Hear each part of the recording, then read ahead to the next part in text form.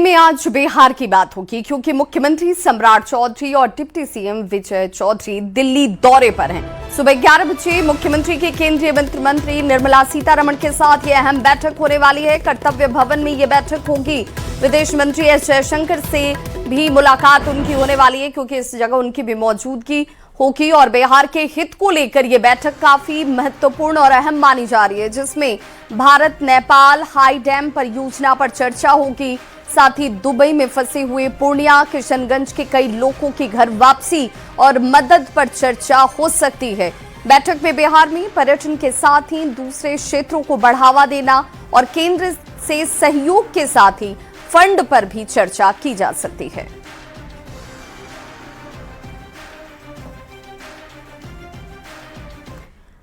और इस खबर पर ज्यादा जानकारी के साथ हमारे साथ न्यूज 18 संवाददाता अमितेश जुड़ चुके हैं। अमितेश, चूंकि आज ये बैठक अपने आप में बेहद महत्वपूर्ण है, ये बैठक कितनी देर में शुरू होगी, क्या वक्त निर्धारित किया गया है?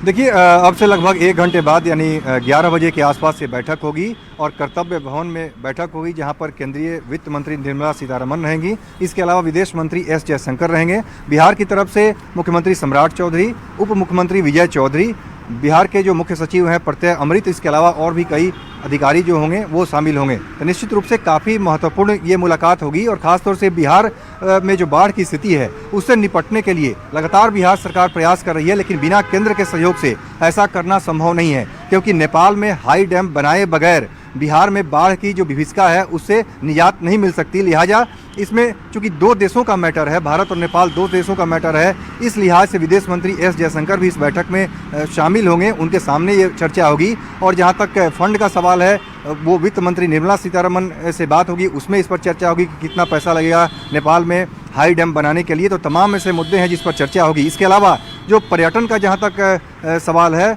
तो विष्णुपद मंदिर है चाहे गया का, इसके अलावा बोध गया कॉरिडोर की बात है और राजगीर में कॉरिडोर बनाने की जो बात कही गई है उसको लेकर के एक जो टूरिस्ट प्लेस के तौर पर इसको विकसित करना और भी बेहतर इसको करना, इसको लेकर के बिहार सरकार का लगातार जोर रहा है, मुख्यमंत्री सम्राट चौधरी का जोर रहा है। तो निश्चित रूप से उसको लेकर भी चर्चा होगी और उसके लिए वित्तीय मदद केंद्र की तरफ से मिलेगी बात होगी। अमितेश, कई ऐसे चर्चा का बिंदु भी सामने आ रहा है जिसमें कहा जा रहा है कि जो बिहार के लोग हैं वो विदेशों में अगर फंसे हुए हैं तो उन्हें लेकर उनके परिजन चिंतित हैं। संभवतः इस दृष्टिकोण से भी बातचीत हो सकती है।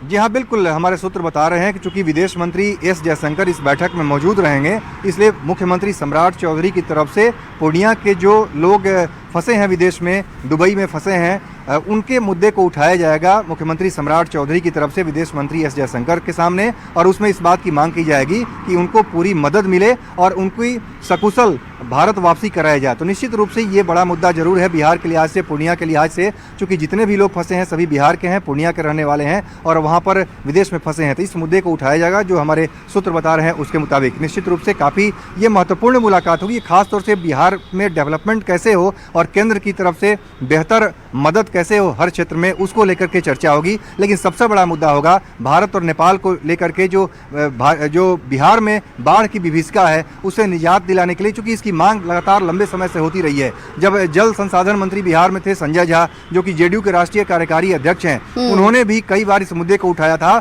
और उस वक्त भी वो जब केंद्रीय जल शक्ति मंत्री से उनकी मुलाकात हुई थी और भारत सरकार के मंत्रियों से मुलाकात होती थी, उस वक्त भी बार बार उन्होंने मांग यही की थी कि इसमें भारत सरकार का रोल अहम होगा, केवल बिहार के बात करने से नहीं होगा, चूंकि भारत और नेपाल 2 देशों के बीच का मैटर है। निश्चित रूप से धीरे धीरे मैटर अब इस मुकाम पर पहुंचा है कि आज वित्त मंत्री और विदेश मंत्री दोनों से मुख्यमंत्री और अमितेश, इंतजार करना होगा 11 बजे का जब ये बैठक शुरू होती हुई नजर आएगी और किस तरीके से इस बैठक में निष्कर्ष निकलता है उस पर हम सबकी निगाह होगी। बहुत बहुत शुक्रिया जानकारी की।